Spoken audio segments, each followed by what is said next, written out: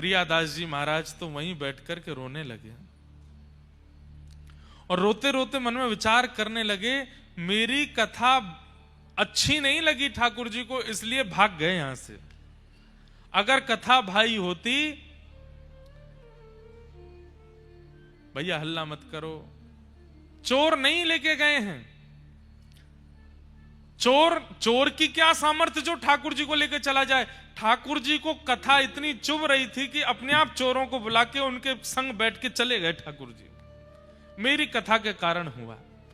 यदि मैं 84 कोस यात्रा करता रहता, कथा करने यहां नहीं रुकता, और मुझे भी थोड़ा सा मन में आ गया था कि मैं भी कथा वक्ता हूं, ठाकुर जी मेरी कथा सुनते हैं, इसीलिए ठाकुर जी चले गए। प्रियादास जी रोने लगे।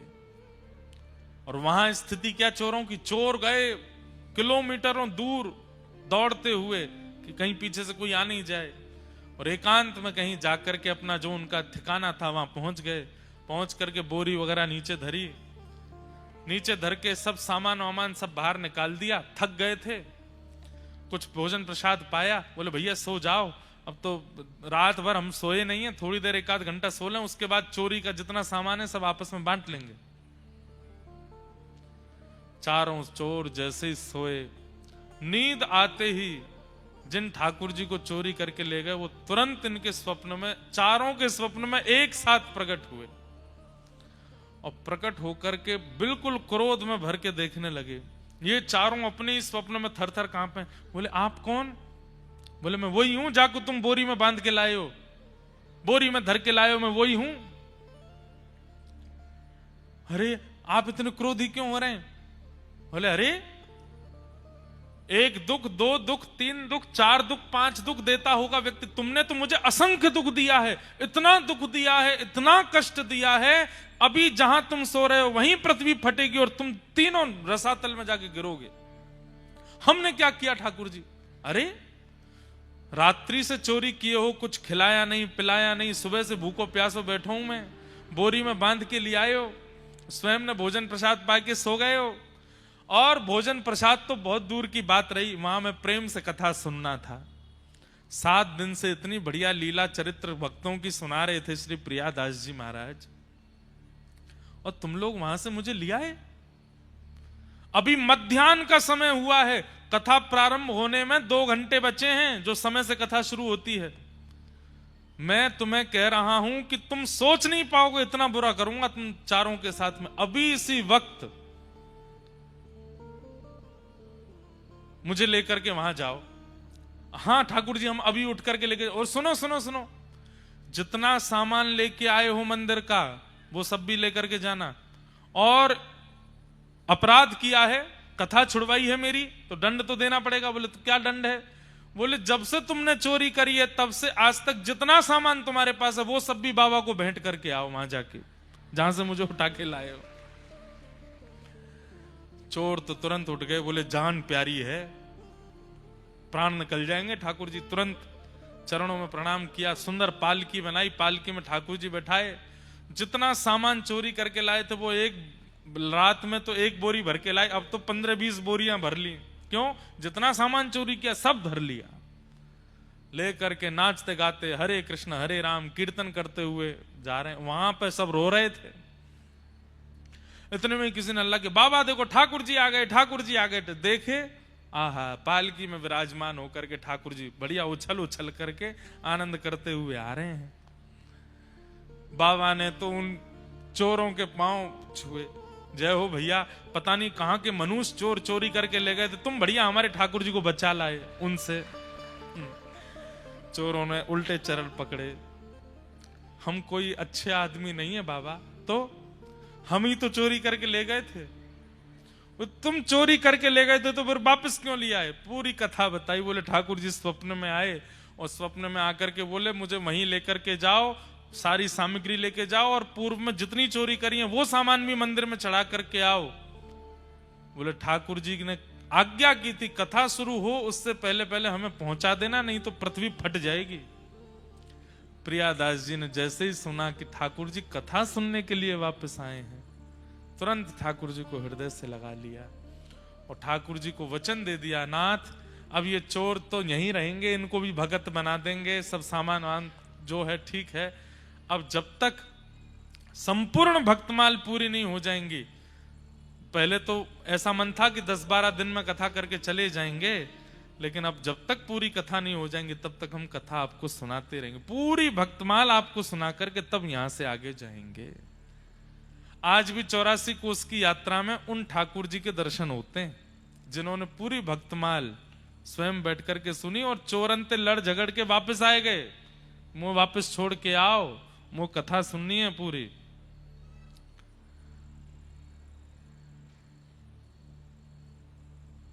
आइए भगवंत विराजिए, कथा रसिक हरिदास, तुम श्रोता भक्त माल के, तुम पद रज हम दास।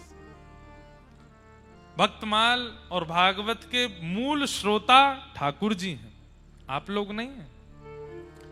अब यहां कोई ऊंझा से आया है, कोई अहमदाबाद से आया है, कोई बड़ौदा से आया है, कोई सूरत से आया है, कोई कहीं से आया है, कोई सोमनाथ से आए हैं, कोई द्वारिका से आए हैं, जहां जहां से आए हैं, आपके क्षेत्र के जो ठाकुर जी जो देवता हैं वो आपके चित्त में बैठ करके कथा सुनने वो आए हैं, आप नहीं आए।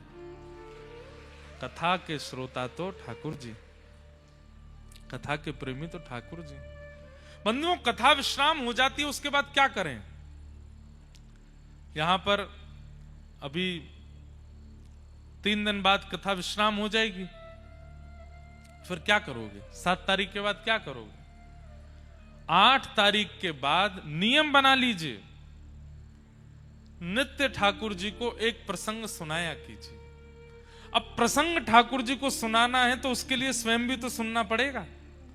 तो पहले स्वयं सुनो और फिर अपने ठाकुर जी को जब रात्रि शयन कराते हो, देखो सुबह का श्रृंगार अच्छा नहीं कर पाते, कोई दिक्कत नहीं। ठाकुर जी को मुकुट टेढ़ा मेढ़ा हो जाता है, कोई बात नहीं। ठाकुर जी की प्रसादी इतनी बढ़िया नहीं बना पाते, कोई बात नहीं। अंत भला तो सब भला। अपनी शयन की सेवा बहुत सुंदर कर लीजिए, और हम बता रहे हैं रचना कैसी करो। रात्रि में जब ठाकुर जी को शयन कराते हैं, उस समय जो ठाकुर जी का मंदिर है, कक्ष है, सारी वहां की लाइटें बंद कर दो, सुंदर 2-4 दिया जलाओ। दिया जला करके बिल्कुल शांति हो, जैसे नंद भवन में ठाकुर जी सोते हैं वैसे सुभाओ। फिर ऋतु के अनुसार जो इत्र चल रहा है, अब जैसे अब हिना का इत्र प्रारंभ हो गया, हिना का इत्र, शमामा का इत्र लो, थोड़ा सा हाथ में मल लो, फिर ठाकुर जी के सारे श्रृंगार उतारो, दिया जलने दो, और उतनी देर ठाकुर जी को कोई प्रसंग सुनाते रहो। जैसे एक मैया लाला को लोरी सुनाती है, श्रीमद् भागवत में कथा नहीं, कृष्ण करणामृत में एक विल्ल मंगल जी चरित्र सुनाते हैं। मैया यशोदा लाला को राम कथा सुना रही है। लाला, एक राम नाम को राजा हतो, एक दशरथ नाम को राजा हतो। सो गोद में पौड़े पौड़े ठाकुर जी कह रहे हैं मैया धीरे धीरे वस्त्र उतार रही है। दिन भर तो भारी वस्त्र पहने, रात में हल्के पहनेंगे। तो ठाकुर जी कथा में मन लग जाता है तो प्रेम से तैयार हो जाते हैं। लाला, एक दशरथ नाम को राजा है। तो सो ठाकुर जी कर रहे हैं फिर मैया माला उतारे, उनको एक लाला हो, वाको नाम हो राम। ठाकुर जी बोले मंद मंद मुस्काते जा रहे हैं, मेरी कथा सुना रही है मैया मोए। अच्छा मैया, फिर का भयो? लाला, उनको एक छोटो भैया है तो उनको नाम हो लक्ष्मण। सो ठाकुर जी बलराम जी को देखने लगे, यही तो थे पूर्व में। फिर कहा भयो मैया? बोले उनको एक सीता नाम की कन्या सो ब्याह भयो। ठाकुर जी बोले और लाला, फिर एक दिन ऐसा भयो, सौतेली मैया ने दशरथ जी सो राम जी को वनवास मांग लियो। सो ठाकुर जी दुखी मन से बोले फिर बोले राम जी वन में गए और लक्ष्मण भैया और उनकी पत्नी सीता जी उनके संग गई। ठाकुर जी बोले फिर एक दिन लाला कहा भयो? बोले कहा भयो? बोले पंचवती के तट पर दुष्ट रावण आयो। सोई ठाकुर जी क्रोध में बोले छोटे से गोपाल जी, और राम जी तो गए वन खेलवे के काजे, और वह दुष्ट रावण ने आकर के सीता जी को हरण कर लियो। जैसे ही ठाकुर जी ने सुनी रावण ने सीता जी को हरण कर लियो, तुरंत ठाकुर जी उठ के खड़े हो गए। लक्ष्मण मेरा बाण लेकर के आओ, मेरा धनुष कहाँ है? इस रावण को मैं आज देख लूंगा। उस दिन तो मैं कहीं और चला गया था, सीता जी का हरण करके ले गया था, आज इसको मैं जीवित नहीं छोड़ूंगा, यहीं इसमें बाण मार दूंगा, यहीं इसका वध कर दूंगा। और मुझे पता है इसकी नाभि में बाण मारना है, मेरा धनुष बाण कहाँ है? यशोदा मैया, लाला लाला, अरे मेरे लाला, तू कन्हैया है, तू राम ना है। बलराम जी आए तुरंत, लाला धीमे। ठाकुर जी को जैसे तैसे आवेश में से बाहर निकले। मैया अब आगे मत सुनाओ, यहीं तक ठीक है, आगे सुनाओगी और आवेश आ जाएगा। ठाकुर जी रात्रि में शयन करते हैं, उस समय ठाकुर जी को कुछ सुनना है। कुछ याद ना आवे तो गीत गोविंद सुनाओ, कुछ याद ना आवे तो गोपी गीत सुनाओ, कुछ याद ना आवे तो कोई पद सुनाओ। और अगर कर सको, इतने रसिक जन, इतने कथाकार कथा कर रहे हैं, सबकी कथा यूट्यूब पे आती है, सुनो एक चरित्र उसमें से ठाकुर जी को सुनाओ। और धीमे धीमे इत्र की मालिश करते रहो, घी लगाओ, दिए की लौ में थोड़े थोड़े ठाकुर जी दिख रहे हैं, श्रृंगार हल्का कर दो, हल्की हल्की सी माला ठाकुर जी के सेज पर भी इत्र बिछाते जाओ, कथा सुनाते जाओ, और बढ़िया प्रेम से ठाकुर जी को फिर वहां पे पढ़ा दो। धीमे धीमे चरण दबाते रहो जब तक चरित्र पूरा ना हो जाए। और जैसे ही चरित्र विश्राम हो, धीमे से बोलो भक्तवत्सल भगवान की, ठाकुर जी को पूरी चदरिया उड़ाए करके दिए बाहर पधरा दो, एक जलझारी रख दो, ठाकुर जी सो गए। जिस घर में, एक बात बोले आपको, भोजन भली बढ़िया ना मिलता हो, पूरा दिन भली मन ना लगता हो, लेकिन रात में बिस्तर बढ़िया मिल गया सोने के लिए, ठाकुर जी फिर दौड़ दौड़ के उसी घर में जाएंगे, बोले यहीं सोऊंगा मैं तो, यहाँ सोवे में बड़ो आनंद आवे, यहाँ शयन करने में बड़ो सुख मिले। ठाकुर जी को शयन कराओ, शयन की सेवा इतनी सुंदर कीजिए बंधुओं, ठाकुर जी आपसे रीझ जाएंगे। और आप अनुभव करेंगे, जब आप शयन करने के लिए जाएंगे तो ठाकुर जी आपके शयन में आके अपने शयन के दर्शन करा देंगे कि मैं कैसे सो रहा हूं। ऐसे अनुभव होने लगेंगे। हमारे गिरधर लाल जी कई बार हमसे दूर होते हैं, तो रात्रि में सेवा में कोई अगर त्रुटि हो जाती है शयन में, तो जहां मैं सो रहा होता हूं वहां अनुभव करा देते हैं ठाकुर जी। रात भर बेचैनी होने लगेगी, रात भर प्यास लगने लगेगी, रात भर श्वास रुकने लगेगी, घबराहट सी होने लगेगी, मन नहीं लगेगा, नींद नहीं आवेगी, तो समझ जाते हैं कि ठाकुर जी को आज नींद नहीं आ रही है, निश्चित ठाकुर जी के शयन में कोई दिक्कत हुई है। शयन अच्छा करो ठाकुर जी का शयन। अभी वहां कोटा की कथा में मैंने कहा था, अपने घर में अपने हाथ से तुलसी जी लगाओ, उनकी स्वयं सेवा करो, अपने घर में अपने हाथ से पुष्प की बगिया लगाओ, उसमें प्रकट होने वाले पुष्प स्वयं चयन करके उससे सुंदर माला बना के ठाकुर जी को पहनाओ। ठाकुर जी कहते हैं या के बाद तू कछु मत करे, यही सेवा से मैं बहुत प्रसन्न हूं कि तू अपने हाथ से सुंदर बगीचा के पुष्प तैयार करके मुझको माला बना के पहनावे। लेकिन वो कई लोगों की माला ऐसी होती है कि धागे में माला, एक पुष्प से दूसरे पुष्प के बीच के धागे दिखते हैं, ऐसी नहीं, सुंदर होनी चाहिए। सुंदर पुष्प की माला की ठाकुर जी दौड़ के आवे कि मुंह को धारण करा, मैं तो याके काजे तरस गयो।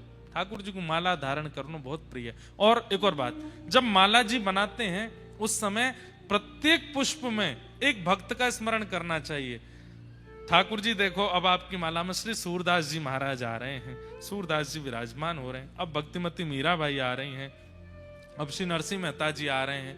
अब आप जितने भक्तों का स्मरण करके माला बनाओगे, ठाकुर जी माला पुष्प थोड़ी चाहिए, ठाकुर जी उतने भक्तों को धारण करके खड़े होते हैं दर्शन में, और ठाकुर जी प्रसन्न हो जाते हैं। आपके दो काम होंगे, ठाकुर जी को माला भी पधरा दोगे और भक्त स्मरण से हृदय पवित्र भी हो जाएगा। अनेक सेवाएं हैं, जो भावे उस भाव से सेवा करो ठाकुर जी की। कल हम सब ने महाभारत के कुछ प्रसंगों को श्रवण किया, तत्पश्चात भीष्म पितामह ने भगवान की स्तुति गाई। भगवान अब हस्तिनापुर के राज सिंहासन पर युधिष्ठिर जी को विराजमान करा करके द्वारिका को प्रस्थान कर गए। कुछ समय बाद उत्तरा के गर्भ के बालक ने जन्म लिया और वही बालक परीक्षित कहलाया। परीक्षित से मिलने के लिए भगवान भी पधारे, धीरे धीरे परीक्षित बड़े हुए।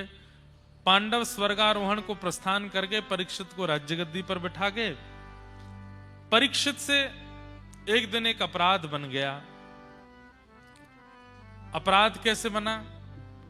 कुछ समय पूर्व परीक्षित आखेट को वन में गए और वहीं वन में उन्हें कलयुग मिला, जो कि वृषभ यानी कि बैल के 3 पैर काट चुका है, चौथे पैर को काट रहा था।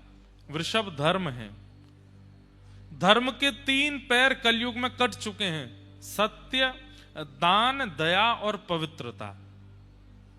दान, दया और पवित्रता, ये 3 चरण कलयुग धर्म के कलयुग में नहीं है।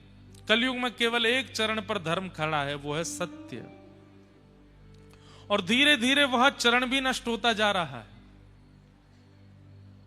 कलयुग को देख करके राजा परीक्षित ने अपनी तलवार निकाल करके जैसे ही मारना चाहा, कलयुग ने चरण पकड़ लिए। बोले महाराज मुझे मत मारिए, मैं कलयुग हूं।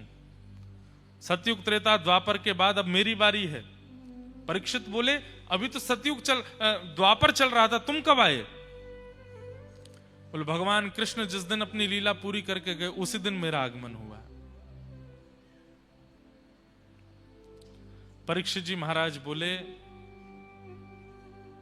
अब तुम चले जाओ। कलयुग बोला मैं नहीं जा सकता, आप मुझे कुछ स्थान दे दीजिए, मैं वहीं रहूंगा। और 5 स्थान प्रदान किए कलयुग को। द्यूतम, सूना, द्यूतम, पानम, स्त्रियः, सूना, ये 4 स्थान पहले प्रदान किए। और 5वें स्थान के रूप में जात रूप मदात प्रभो। कौन कौन से 5 स्थान है कलयुग के?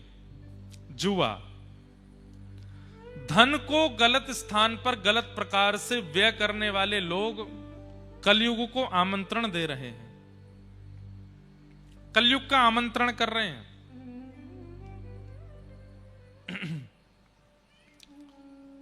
इसलिए धन कहां व्यय होना चाहिए, कब व्यय होना चाहिए, कैसे व्यय होना चाहिए, उसका विचार करना चाहिए आपको। गंभीर प्रसंग है, ध्यान से सुने। सत्संग करने वाले व्यक्ति को इतनी बुद्धि प्राप्त हो जाती है कि धन जो मेरे पास है उसका मैं व्यय कैसे करूं और कहां करूं, कितना करूं, क्यों करूं। जब व्यक्ति जबरदस्ती अपनी इच्छाओं की पूर्ति के लिए धन व्यय करने लगता है, वही व्यक्ति पापगामी होने लगता है। इतने में हमारी इच्छा पूरी हो रही है, इतने में सब कुछ बढ़िया चल रहा है, पर कई लोग एक्स्ट्रा में अपनी इच्छाओं को और प्रकट करके अपने धन का मद करके अरे बहुत पैसा है, ये भी करो, ये भी करो। ऐसे लोग ही फिर पाप के मार्ग पर पापगामी हो जाते हैं। अब तुम तो बस इतना बताओ कितना लगेगा, पैसे की चिंता मत करो, हम करते हैं ना। अपनी इच्छाओं की पूर्ति के लिए, अपने शौक के लिए, अपने ऐश्वर्य के लिए जो इस प्रकार धन को कभी कभी अपना दास मान लेते हैं कि अरे हम पे तो बहुत है, बताओ तो सही कहां लगाना है। ऐसे लोगों का धन ही उनकी बुद्धि विकृत करता है आगे चल के। इसलिए धन के प्रति कभी ऐसी भावना मत रखना हम पे तो बहुत है, हम तो ये कर देंगे, वो कर देंगे, ऐसा कर देंगे। अपनी इच्छाओं के लिए, सुखों के लिए, व्यंजनों के लिए, ऐशो आराम के लिए कभी भी इस प्रकार धन का व्यय मत करना। हाँ, गौ सेवा की बात आवे, अनुष्ठान की बात आवे, भगवत सेवा की बात आवे, कुछ अनाथ बालकों की सेवा की भाव आवे, वृद्धाश्रम में सेवा की भाव आवे, कहीं भी सेवा के भाव में आवे, वहां बढ़ चढ़ के आना चाहिए। हम लोग उल्टे हैं, इच्छाओं की पूर्ति के लिए, ऐशो आराम के लिए हम ये कह देते हैं अरे तुम तो बस बताओ कितना चाहिए, हम देते हैं ना। और जब सेवा की बात आती है बोले इतना ही ले लीजिए, अब इतने थोड़ी लगते हैं सेवा में, इतने से ही हो जाता है सब कुछ।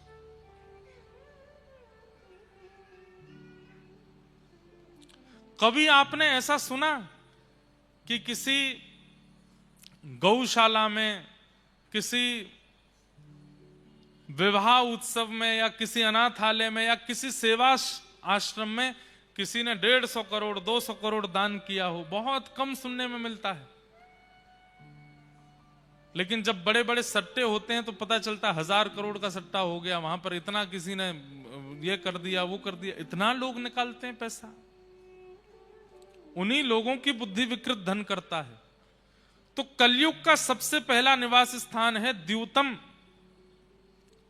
द्यूतम का मतलब जुआ होता है, और द्यूतम का दूसरा अर्थ अगर मैं लगा दूं तो वो यह भी होता है धन का असद प्रकार से व्यय करना, गलत तरीके से खर्च करना।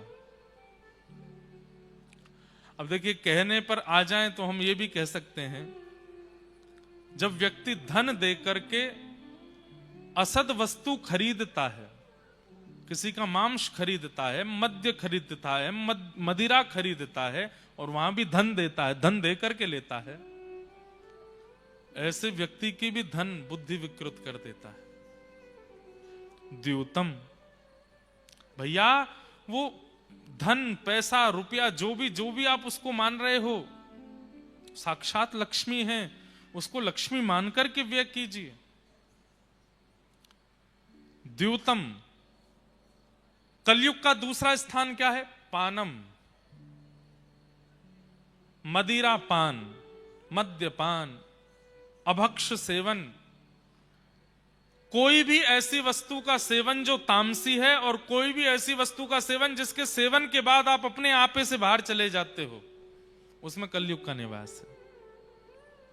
मदिरा पान, उसमें कलयुग रहता है। इसलिए वैष्णवों को भूल करके भी तामसी वस्तुओं से तो दूर रहना चाहिए। प्याज लहसुन बाद में छोड़िएगा, पहले ये सब छोड़ दीजिए। धीरे धीरे प्रयास कीजिए, इच्छा हो जाए तो उनको भी छोड़ने का प्रयास करने लगिए।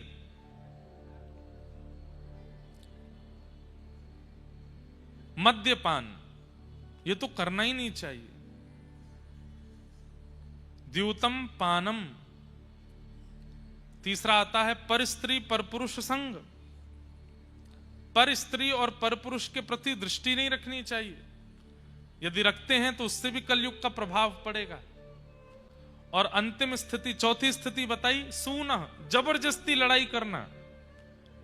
किसी ने कुछ कह दिया आपके बारे में, आपके सामने नहीं कहा, किसी सभा में 4 लोगों के बीच में कुछ कहा, अब आप ढूंढ रहे हो मुझे मिले तो सही, बताता हूं मैं उसको। मतलब लड़ने के लिए तैयार बैठे हो। अरे ठीक है, उसका मुंह, उसकी बातें कह दिया, छोड़ो, जाने दो। पर ये लेट गो वाली स्थिति जिनके मन में नहीं होती, जो अपने मन में लेके बैठ जाते हैं, नहीं मैं तो इसका बदला लेके रहूंगा, इससे लड़के रहूंगा, इससे बात करके रहूंगा, इसने ऐसा कैसे कहा, यूं कैसे कह दिया, ये वैष्णव का स्वरूप नहीं। जो जबरदस्ती हिंसा की ओर भागे, कलेश की ओर भागे, लड़ने के लिए तत्पर बैठा रहता हो, उस पर भी कलयुग का प्रभाव होता है। कहते हैं ना कि जैसे ही आप अपने आप को एक्टिव कर लेते हो किसी रोग को ग्रहण करने के लिए, वो रोग आप पर तभी आक्रमण करता है। ऐसे ही कलयुग ताकता रहता है कि आपको कब क्रोध आए और आप लड़ने के लिए कुछ अपशब्द बोलना प्रारंभ करो, थोड़े क्रोध में भर करके लड़ने के लिए जाओ, कलयुग उसी समय प्रविष्ट हो जाता है चित्त में। वो आपके एक्टिव होने का वेट करता है बस। इसलिए चाहे जो हो जाए, शांत रहिए, अपनी स्थिति को। वैष्णव का स्वरूप है, वो विवाद नहीं करता, वो संवाद करता है, विवाद में नहीं पड़ता। और कहीं विवाद प्रकट हो रहा हो, वैष्णव हाथ जोड़ करके, अपनी गलती नहीं होती फिर भी मान करके वहां से चला जाता है। ठीक है भैया, मेरा अपराध, मैं मानता हूं, जा रहा हूं। ये वैष्णव का स्वरूप है। वो लड़ता नहीं, झगड़ता नहीं। द्यूतम पानम स्त्रियः सूना। और अंतिम लक्षण क्या बताया? बिना मेहनत के कमाया गया धन, अनीति से कमाया गया धन। ये 5 स्थान हैं कलयुग के। जुए में, मद्यपान में, पर स्त्री पर पुरुष संग में, हिंसा में, और बिना मेहनत के कमाए गए धन में। इन 5 स्थानों में कलयुग का निवास है। अगर आप अपने ऊपर विचार करेंगे तो इन 5 में से कहीं पर हमने एक बार तो प्रवेश किया है। इसीलिए आज कलयुग का प्रभाव हमारे ऊपर है। कई लोग हैं, उनको आप कथा तक खींच लाते हो, चल सुनेगा क्यों नहीं, बाहर से ही लौट जाते हैं, नहीं मुझे नहीं सुनना, मंदिर में बाहर से ही लौट जाते हैं। कई लोग ऐसे होते हैं कि उनको धार्मिक स्थानों से ही कुछ होने लगता है, एलर्जी सी हो जाती है, भागते हैं। इसका मतलब क्या है? ये पंच विकार ही उनके चित्त में इतने प्रगाढ़ हो चुके हैं कि उनको आने नहीं देते, उनको बैठने नहीं देते, उनको सुनने नहीं देते। और कई लोग आ भी जाते हैं तो कथा में बैठे बैठे केवल वक्ता के द्वारा कही गई बातों में कटाक्षी करते रहते हैं। ऐसे कैसे हो गया, इन्होंने ये बात कैसे कह दी, ठाकुर जी ने ऐसे कैसे कर दिया, ये कैसे हो गया। वो सब पर प्रश्न चिन्ह ही लगाते रहते हैं, जिज्ञासा नहीं है उनकी, तर्क है, कुतर्क है। यह भी पंच स्थानों पर प्रवेश का प्रभाव होता है, ठाकुर जी के प्रति अविश्वास।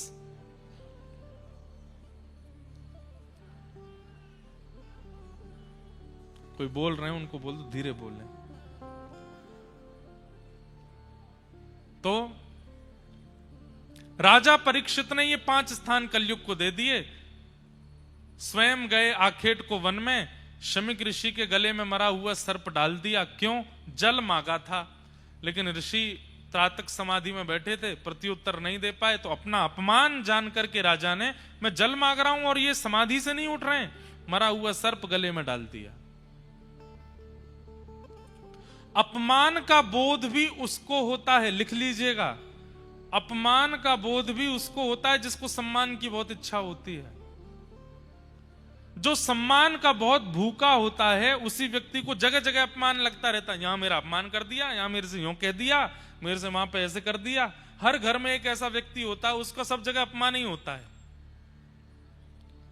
आप कल ब्याह में गए थे, सब बढ़िया रहे, क्या बढ़िया, कुछ नहीं, द्वार पर खड़े रहे, हमसे कोई पूछने नहीं आया। छोले भटूरे से करे थे, पर मैंने नहीं खाए। क्यों नहीं खाए? किसी ने पूछा ही नहीं। सोफा रखा था पर मैं नहीं बैठा। क्यों नहीं बैठे? किसी ने आके कहा ही नहीं कि तशरीफ फरमाइए। कई लोग इतनी जल्दी अपना अपमान मान लेते हैं कि बस पूछे मत। देख लिया मुझको लेकिन प्रणाम नहीं किया मेरे पास, एक बार भी झुका नहीं मेरे सामने आके, आपका बेटा बहुत बिगड़ गया है। मुझे देख लिया था उसने, लेकिन कहीं प्रणाम ना करना पड़ जाए इसलिए झुका नहीं। कई लोगों को अपमान, बात बात पर अपमान का बोध होता रहता है। ऐसे लोगों को, जिनको सम्मान की बहुत इच्छा होती है, बहुत जल्दी अपमान हो जाता है उनका। सबसे बढ़िया जीवन बताएं, सम्मान की इच्छा ही मत रखो, सम्मान की बिल्कुल इच्छा मत रखो। इसका प्रतिफल क्या मिलेगा पता है? अगर कोई जानबूझ के भी अपमान करेगा तो आपको पता ही नहीं चलेगा कि आपका अपमान किया गया। 4 लोग आके आपको बताएंगे, अरे भैया तुम्हारा अपमान किया, तुमको अच्छा अपमान किया था क्या, मुझे तो पता ही नहीं चली भाई। क्यों? सम्मान की इच्छा ही अपमान का बोध करवाती है। और जिसको सम्मान की इच्छा ही नहीं, उसका दुनिया में चाहे कितना अपमान कर दो उसको नहीं पता चलता। ऐसे बनो, सम्मान की इच्छा मत रखो।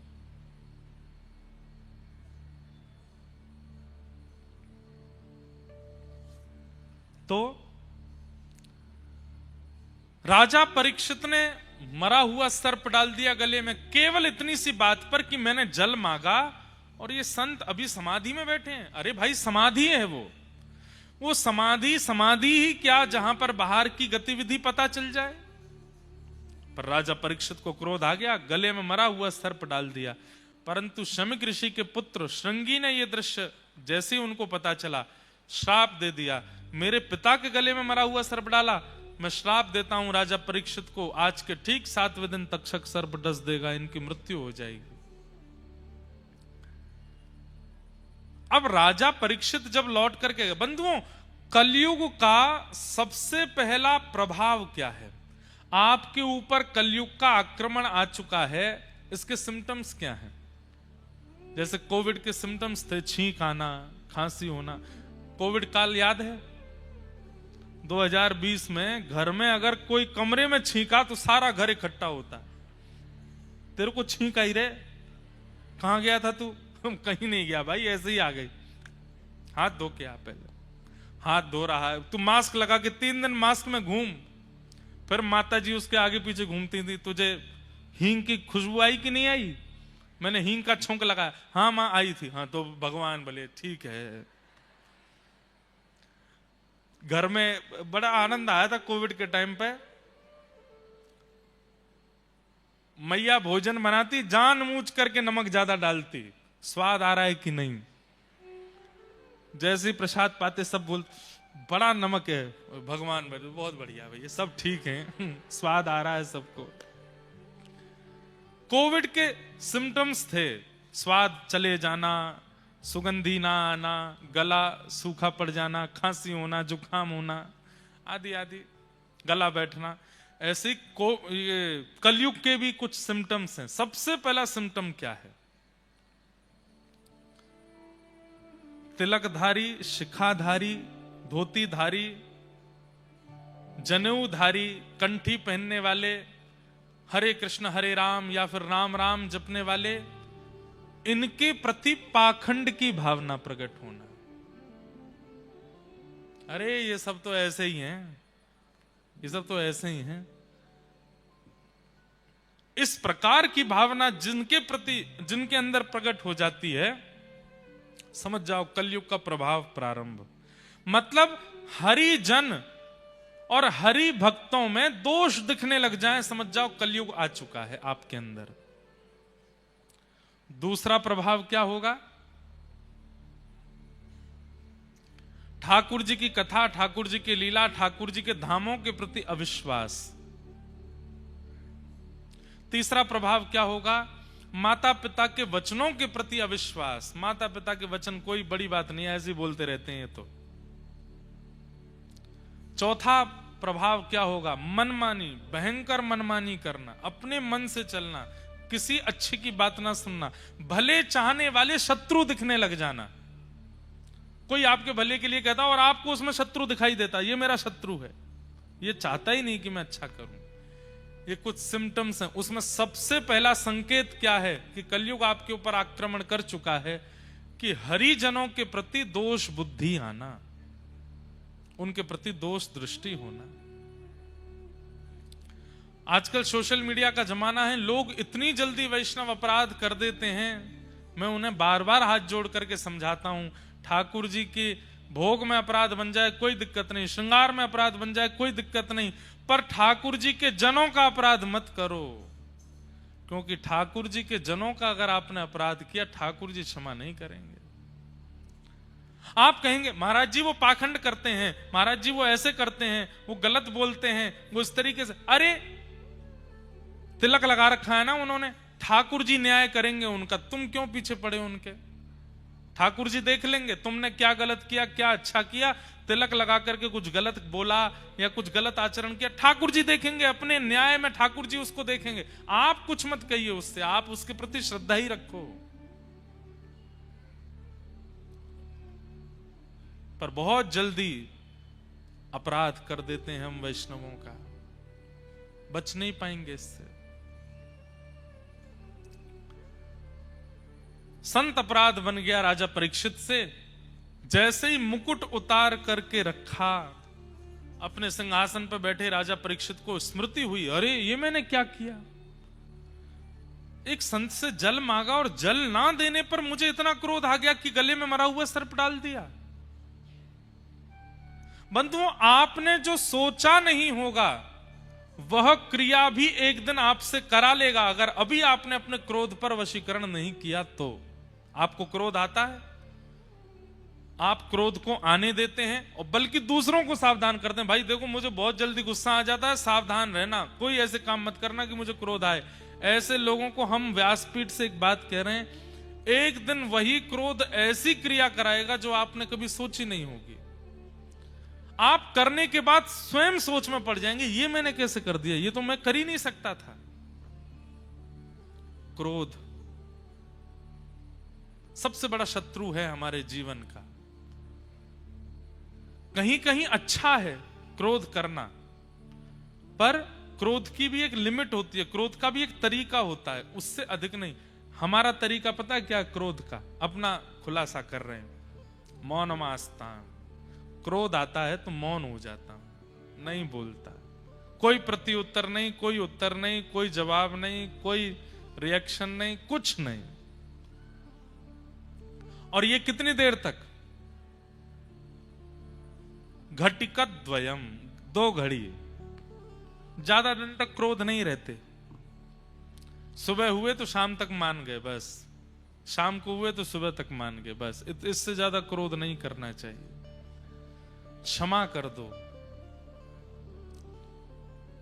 क्रोध जितना आपके अंदर रहेगा उतने विकार उत्पन्न कराएगा, और एक दिन आप ऐसा कुछ कर बैठेंगे कि आप खुद पर विश्वास नहीं कर पाएंगे, ये मैंने कर दिया।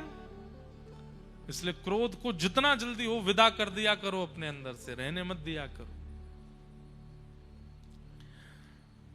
राजा परीक्षित ने जैसे ही मुकुट उतार के धरा, तुरंत उनको याद आया, ये मैंने क्या किया? क्रोध में आकर के एक महापुरुष के गले में मरा हुआ सर्प डाल दिया। अरे मेरे हाथ कट क्यों नहीं गए? मेरा ये शरीर अभी तक जीवित क्यों? मुझे शाप क्यों नहीं लगा? तभी एक महापुरुष ने आके बताया, राजा परीक्षित, आज आपने एक अपराध किया, और उसी अपराध की वजह से शमिक ऋषि के पुत्र श्रृंगी ने आपको 7 दिन में मरने का श्राप दिया है। अपने लिए श्राप सुनकर के राजा परीक्षित दुखी नहीं हुए। अपने पुत्र जन्मेजय को राज्य गद्दी पर बिठाया, बोले मैं अधिकारी हूं इस श्राप का, मैंने गलती की है, निवारण भी मैं ही करूंगा। और निकल गए गंगा के तट पर। अनेक संत जन इकट्ठे हुए। सब संतों से जाकर के, क्योंकि राजा थे ना, इनको मरने का श्राप लगा, ये बात सुनकर के असंख्य संत इकट्ठे हो गए। सब संतों के चरणों में राजा परीक्षित ने प्रणाम करते हुए कहा कि भगवान, मैं अब आप सबके प्रणाम में, सम्मान में बहुत समय व्यर्थ नहीं करूंगा। मेरे जीवन के केवल 7 दिन बचे हैं। कृपा करके म्रियमाण व्यक्ति की मुक्ति का उपाय क्या है, कृपा करके मुझे बताइए। जिसके जीवन के केवल 7 दिन बचे हैं, उसको अपनी मुक्ति के लिए क्या करना चाहिए? मुझे जल्दी से इसका निवारण बताइए। सब संत अलग अलग उत्तर देने लगे, लेकिन कोई प्रमाण नहीं दे पाया। तभी उस सभा में श्री सुखदेव जी का आगमन हुआ। सब लोग हाथ जोड़ के प्रणाम करो। भागवत के प्रमुख वक्ता श्री सुखदेव जी महाराज कि तत्रा भवद भगवान व्यास पुत्रो यदृच्छया कामटमानो नपेक्ष अलक्षलिंगो निजलाभतुष्टो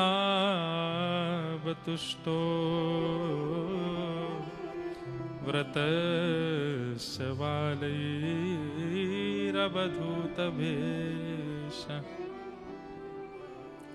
बोलिए श्री सुखदेव जी महाराज की। श्री सुखदेव जी महाराज का आगमन हुआ। परीक्षित ने एक व्यासपीठ रखी थी और असंख्य संतों से कहा था, जो भी मेरी शंका का समाधान करे वो इस व्यासपीठ पर आके बैठ जाए। अभी तक उस व्यासपीठ पर कोई नहीं बैठा। तभी नन्हे से श्री सुखदेव जी आए। कितनी वर्ष की आयु है? त्वम द्वष्ट वर्ष। यहां पर लिखा 2 बार 8, यानी कि 16 वर्ष। 16 वर्ष के श्री सुखदेव जी महाराज हैं। तो बोले 2 बार 8 ऐसे क्यों कहा? 16 वर्षीय सुखदेव जी ऐसे ही कह देते। बोले हैं तो 16 वर्ष के, लेकिन देखने में लगते हैं 8 वर्ष के। बंधु, एक बात पता है आपको? आप जितना संसार के भोगों का सेवन करते हैं, उतनी जल्दी आपकी आयु बढ़ने लगती है। आप बड़े बड़े दिखने लगते हो। आपको देख करके ऐसी अनुभूति होने लगती है, अरे इनकी आयु ना जाने कितनी होगी। और जो व्यक्ति जितना संसारी विषयों का कम सेवन करता है, उसकी आयु उतनी ही भली होती ज्यादा है, पर लगती कम ही है। अब चाहे तो वो योग से अपने आप को संभाल ले, चाहे तो दुनिया भर के क्या बोलते हैं श्रृंगार आदि से अपने आप को संभाल ले, पर मूल बात यह है, जितना भोग वृत्ति से बचेगा उतनी कम आयु लगती है उसकी, उतना सामान्य लगता है वो। सुखदेव जी महाराज का आगमन हुआ। परीक्षित जी महाराज ने चरणों में प्रणाम किया। चरणों में प्रणाम करते हुए निवेदन किया, हे भगवान मेरे जीवन के केवल 7 दिन बचे हैं, अतः प्रच्छामि संसिद्धिम योगिनां परमं गुरुं पुरुषस्येह यत् कार्यं म्रियमाणस्य सर्वथा। मेरे जीवन के केवल 7 दिन बचे हैं, कृपा करके मेरे मुक्ति का उपाय बताइए, मैं कैसे मुक्त होऊंगा। भक्तों का कीर्तन होना चाहिए। बोले हमको भी आनंद आता है श्री जी कीर्तन, पर श्री जी का कीर्तन क्यों इतने विशेष रूप से होता है कथा में। और फिर एक और बात प्रसिद्ध है, सामान्य कीर्तन चल रहा हो, सब गा रहे होंगे, लेकिन जैसे किशोरी जी का नाम आता है सब झूमने लगेंगे, सब करताल बजाएंगे, सब बोलेंगे भाव से। तो श्री जी के कीर्तन को इतने विशेष रूप से कथा में क्यों सुनाते हैं? तो इसका उत्तर ऐसे है, एक शास्त्र में एक श्लोक है कि जब व्यक्ति रा शब्द का उच्चारण करता है ना, तुरंत ठाकुर जी जहां होते हैं उनको जैसे सुनाई देता किसी ने रा कहा है, तुरंत दौड़ करके उसके सामने आ जाते हैं। क्यों? अब धा बोलेगा, अब राधा बोलेगा। तो कथा में वैसे तो ठाकुर जी विराजमान हैं ही, लेकिन इतना भार है संसार का, सृष्टि का, कभी कहीं चले जाते होंगे बीच में कथा से, न डोलिया में, द्वारिका देखिया में, जगन्नाथपुरी चक्कर लगाया में क्या चल रहा है देख के आमे थोड़ा। लेकिन जैसे ही कथा में व्यास जी गाते हैं राधा रानी की जय, सोई ठाकुर जी महारानी की जय बोलने से पहले ठाकुर जी आ जाते हैं। और आप सबको जो ये ऊर्जा आती है, जो ये जोश आता है, जो कीर्तन में नाचते हैं, ये इस बात का प्रतीत है ठाकुर जी आ गए, इसलिए सबको खड़ा कर देते हैं। बोले बैठे हो, किशोरी जी को नाम उच्चारण है, अब बैठे हो। पर कई लोग तब भी बैठे ही रहते हैं। ठाकुर जी कहें कोई बात ना, कछुन ने बैठे ही रहने दो। बाकी जो नृत्य करते हैं राधा नाम संकीर्तन में, ठाकुर जी उनकी भुजा पकड़ के ठाकुर जी उनके साथ नृत्य करते हैं। भैया कृष्ण नाम संकीर्तन में भक्त नृत्य करते हैं, महामंत्र संकीर्तन में भक्त नृत्य करते हैं, पर राधा नाम संकीर्तन में तो गोविंद नृत्य करते हैं, ठाकुर जी नृत्य करते हैं। इसलिए बीच बीच में कथा में कोई संकीर्तन कीर्तन हो ना हो, राधा नाम धुनी होती है और होनी चाहिए। श्री सुखदेव जी महाराज को किशोरी जी ने ही पृथ्वी पर भेजा है, क्योंकि ये सुखदेव जी किशोरी जी के ही सुख पक्षी हैं। उन्हीं को ठाकुर जी के कथा रस स्वादन गाने के लिए, अब समय बहुत लग जाता है, मन में बहुत सारे प्रसंग आते हैं। सुख और सारी का एक संवाद आता है व्रज की लीला में। सुख और सारी लास्ट शायद हमने गांधी धाम में सुनाया था गुजरात में। सुख और सारी का संवाद बहुत सुंदर है, बहुत बड़ा है। उसमें बस इतना समझ लो होता क्या, थोड़ा सा बता देते हैं। सुख और सारी किशोरी जी की सभा में ये बैठते हैं। सुख जो है वो ठाकुर जी का पक्ष लेते हैं, सारी जो है वो किशोरी जी का पक्ष लेती हैं। सारी का काम क्या है कि किशोरी जी बड़ी हैं ये बताना, और सुख का काम क्या है कि उसमें कटाक्ष करके ठाकुर जी को बड़ा बताना। फिर ठाकुर जी को जिस बात से सुख ने बड़ा बताया उसको कटाक्ष करके सारी फिर किशोरी जी को बड़ा बताती। बहुत सुंदर चर्चा है, बहुत मधुर लीला है सुख और सारी की। उन्हीं में से एक सुख भा गया किशोरी जी को, वही सुख किशोरी जी ने कालांतर में श्री सुखदेव जी के रूप में भेजे हैं पृथ्वी पर। जाओ जाकर के हरि गुणानुवाद गा के आओ। वही सुखाचार्य जी महाराज पधारे परीक्षित को कथा सुनाने के लिए। वरीयाने शते प्रश्न कृतो लोकहितं नृपः आत्मविद सम्मतः पुंसां श्रोतव्यादिषु यप्पर। अब हम कथा में जो जो प्रसंग हैं सबको नमन मात्र करते हुए चलेंगे। सबसे पहले सृष्टि प्रसंग सुनाया गया।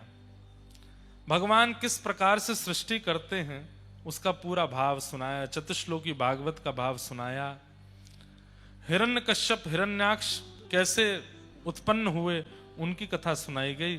तत्पश्चात पृथ्वी पर सबसे पहले मानव के रूप में स्वयंभू मनु और शत्रुपा। अब ध्यान से सुनिए, आपके क्षेत्र की कथा आने वाली है। स्वयंभू मनु और शत्रुपा, पृथ्वी के सबसे पहले मानव का नाम क्या है? स्वयंभू मनु। इनके 3 पुत्री हुई, 2 पुत्र हुए, आकुति, देवहूति, प्रसूति, 3 पुत्री और 2 पुत्र, प्रियव्रत और उत्तानपाद। स्वयंभू मनु की एक पुत्री है जिनका नाम है देवहूति। देवहूति महारानी का विवाह कर्दम ऋषि के साथ में हुआ। कर्दम ऋषि ने 1000 वर्ष तक तपस्या की और 1000 वर्ष तक तपस्या करके भगवान जब प्रकट हो गए, भगवान ने कहा वरदान मांगो, क्या चाहिए? तो कर्दम ऋषि ने भगवान से क्या वरदान मांगा? तथा सचाहम परिवोढुकाम, तथा सचाहम परिवोढुकाम, समानशीलाम गृहमेदधेनुम। हे नाथ, मुझे आपसे केवल एक वस्तु चाहिए। क्या?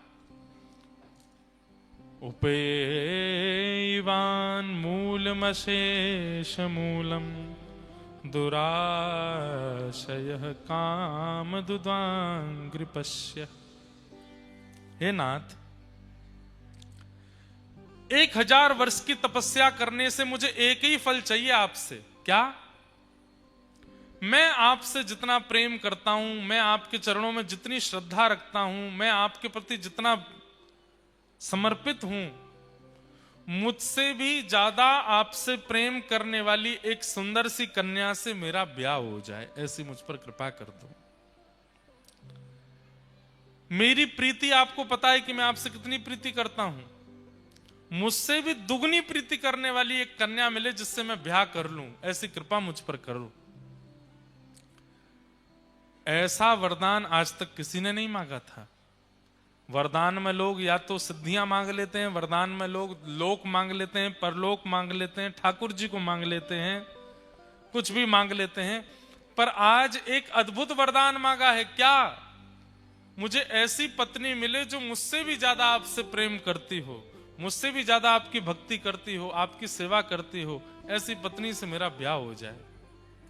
ठाकुर जी इतने प्रसन्न हो गए, इतने प्रसन्न हो गए कि ठाकुर जी के प्रेमाश्रु छलक पड़े और वही प्रेमाश्रु कर्दम ऋषि की इच्छा से बिंदु सरोवर बन गए, जो आपके बगल के गांव में विराजमान है, जिसे सिद्धपुर कहते हैं। यहीं प्रकट हुए थे भगवान और यहीं तप किया था। किन्होंने? कर्दम ऋषि ने। अब पता नहीं ये कथा वहां सुनाते हैं कि नहीं, जब कोई जाते हैं तो वहां के लोग सुनाते तो होंगे कथा। कल हम जाएंगे बिंदु सरोवर दर्शन करने। कल बहुत भीड़ भाड़ होने वाली, पूर्ण है, पर जाएंगे, देख के आए एक बार कैसा है, अद्भुत है। तो भगवान के प्रेमाश्रु छलक पड़े और वही बिंदु सरोवर बन गए। ठाकुर जी इतने प्रसन्न हो गए कर्दम ऋषि से, वाह ऋषि तुमने बहुत बढ़िया मांगा है। क्या मांगा है? पत्नी मांगी, लेकिन पत्नी भी कैसी मांगी? बोले मेरी परम भक्त पत्नी मांगी। बंधुओं देखो, चाहते तो वैकुंठ मांग लेते, ठाकुर जी को मांग लेते, लेकिन संसार में हर व्यक्ति को कोई ना कोई कामना रहती है। ठाकुर जी से वो मांगता है, ऐसे मांगे। पुत्र ना मांगे, भक्त पुत्र मांगे। पुत्री ना मांगे, भक्त पुत्री मांगे। पत्नी ना मांगे, भक्त पत्नी मांगे। पति ना मांगे, भक्त पति मांगे। भक्त शब्द को जोड़े आगे। सोमवार के व्रत करती हैं माताएं कि हमारा ब्याह हो जाए सुंदर से वर से, और सुंदर वर तो मिल जाता है लेकिन पीने खाने वाले मिल जाते हैं। क्यों? भक्त वर नहीं लगाया, भक्त प्रवर से हो जाए। अच्छा एक बात बोलूं आपको, विवाद बन जाएगा लेकिन नहीं बोलूं। सुंदर वर, कई बार सुंदर नहीं बोला जाता, केवल सु बोल दिया जाता है। तो फिर वैसे ही प्राप्त हो जाते हैं, खाने पीने उल्टे सीधे काम करने वाले। सुंदर वर मत मांगो, सुवर मत मांगो, भक्त वर मांगो। क्या मांगो? भक्त वर। सोमवार के व्रत कीजिए, मंगलवार के व्रत कीजिए, बृहस्पतिवार के व्रत कीजिए, ठाकुर जी से कहिए कि भक्त वर मिले। सुंदर वर तो बहुत लोगों को मिले पड़े हैं, भक्त वर मिले। या सुकन्या ना मिले, भक्त कन्या मिले। पुत्र ना मिले, भक्त पुत्र मिले। भक्त शब्द जोड़ करके चलेंगे, आप आनंदित रहेंगे, वो आपको कष्ट देने वाला नहीं होगा। परम भक्ति हो। वही मांगा करदम ऋषि ने कि भक्त पत्नी मिले। भगवान बोले ऐसा वरदान किसी ने मांगा ही नहीं। 1000 वर्ष की तपस्या तुमने इसलिए नहीं की कि तुमको एक सुंदर भक्त कन्या से ब्याह करना है। ठाकुर जी प्रसन्न हो गए, नेत्रों से अश्रुपात होने लगा, वही बिंदु सरोवर बन गया। भगवान बोले करदम ऋषि मैं इतना प्रसन्न हूं, इतना प्रसन्न हूं तुम्हारे वरदान से कि एक वरदान तुम्हारी इच्छा का दूंगा और एक वरदान अपनी इच्छा से दूंगा। क्या? परसों पृथ्वी के प्रथम मानव स्वयंभू मनु की एक बेटी है देवहूति, उनसे तुम्हारा विवाह होगा। वो तुमसे भी बड़ी भक्त है मेरी, वही तुम्हारे लिए श्रेष्ठ है, उनसे तुम्हारा ब्याह होगा। ये तो था तुम्हारे वरदान की पूर्ति। अब मैं अपनी तरफ से देता हूं कि ऐसी भक्त पत्नी और ऐसे भक्त पति जब माता पिता बनेंगे तो इनके संतान बन के कोई और नहीं, मैं ही आऊंगा, मैं तुम्हारा पुत्र बन करके आऊंगा। ये तुमने नहीं मांगा है, ये मैं दे रहा हूं, मेरी इच्छा है। ऐसे भक्त पत्नी पति होंगे, माता पिता होंगे तो उनके यहां मैं जन्म लूंगा। आहा, प्रसन्न हो गए करदम ऋषि। परसों का दिन आया, स्वयंभू मनु ने अपनी पुत्री देवहूति का विवाह करदम ऋषि के साथ में किया। करदम ऋषि ऐसे ऋषि थे, जैसे इन्होंने देवहूति माता को देखा, इतनी सुंदर थी वो, इतनी सुंदर थी। उनको लेकर के कुटिया में गए, आसन बिछा के उनको बिठाया, उनके सामने आसन बिछा के थोड़ी पे हाथ धर के देखने लगे। बैठी रहो, चुपचाप देखने दो, बहुत सुंदर हो तुम। और देखते देखते देखते देखते 60 वर्ष की समाधि लग गई। ब्याह के पहले दिन ही समाधि में चले गए, 60 वर्ष की समाधि में गए। किसी ने प्रश्न किया, बोले किस समाधि में गए, ऐसा क्या देख लिया कि समाधि में चले गए? बोले करदम ऋषि विचार करने लगे, भगवान की बनाई करोड़ों लोगों की दुनिया में एक व्यक्ति इतना सुंदर है, तो सोचो वो परमात्मा कितना सुंदर होगा, बनाने वाले परमात्मा कितने सुंदर होंगे। और बोले इतना ही नहीं, फिर वो ठाकुर जी के बारे में क्या सोचने लगे, वो परमात्मा इतने सुंदर होंगे तो वो परमात्मा जिन किशोरी जी की रूप माधुरी को देख करके वंशी बजाना भूल जाते हैं, वो किशोरी जी कितनी सुंदर होंगे, वो लाडली जी कितनी सुंदर होंगे। अरे उस परमात्मा की सुंदरता की सिंधु की एक बिंदु इतनी सुंदर बैठी है मेरे सामने। वो सिंधु, उस सिंधु का अधिपति परमात्मा, और उस परमात्मा को भी सदा अपने हृदय पर बांध कर रखने वाली वो किशोरी जी कितनी सुंदर होंगी। समाधिस्थ हो गए। 60 वर्ष बाद जब समाधि खुली तो देवहूति माता तो वयोवृद्ध हो गई थी, दांत वांत सब टूट टाट गए, उनके झुर्रियां पड़ गई, मुखमंडल पे बाल सबरे पक गए, 60 वर्ष निकल गए।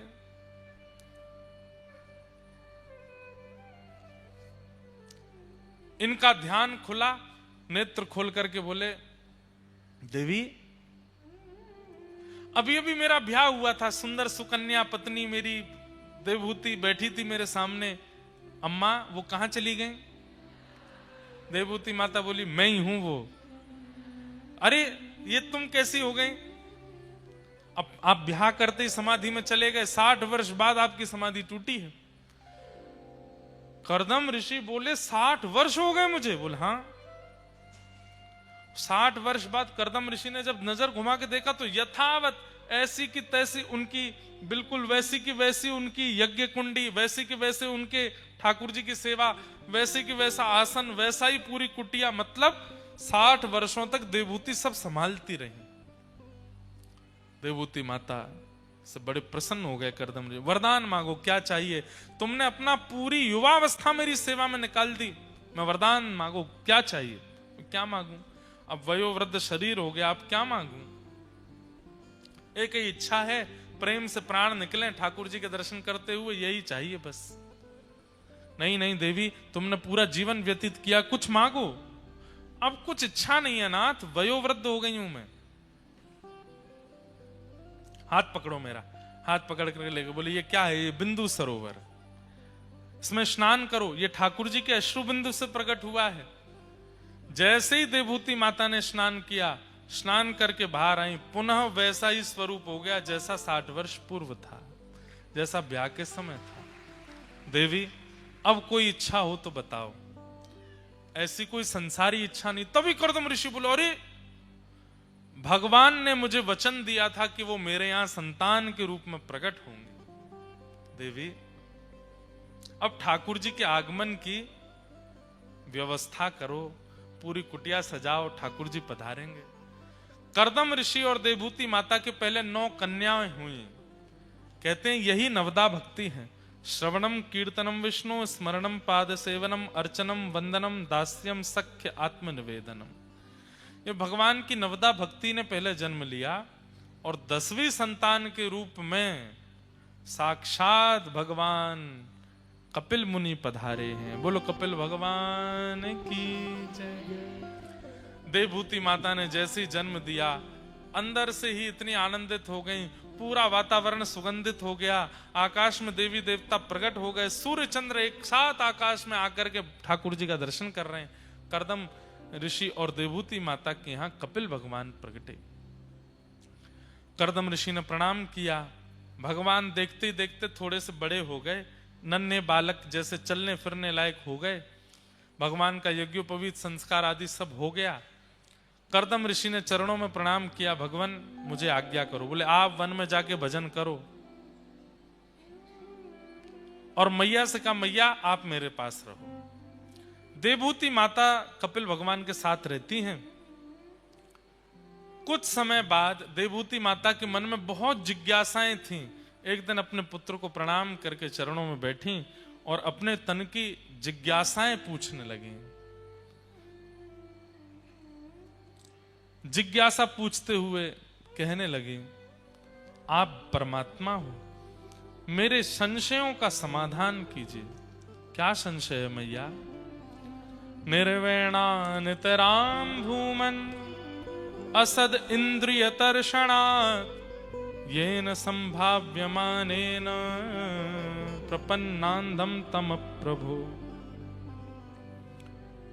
अपनी इंद्रियों की इच्छा पूरी करते करते हम वृद्ध हो जाते हैं, लेकिन हमारी इच्छा पूरी नहीं होती नाथ। क्यों?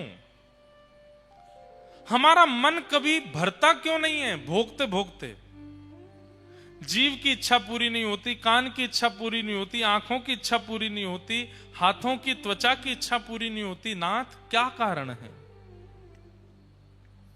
मैं असद इंद्रियों की इच्छा पूरी करते करते हार चुकी हूं, मेरा मन नहीं भर रहा है। ऐसा कोई उपाय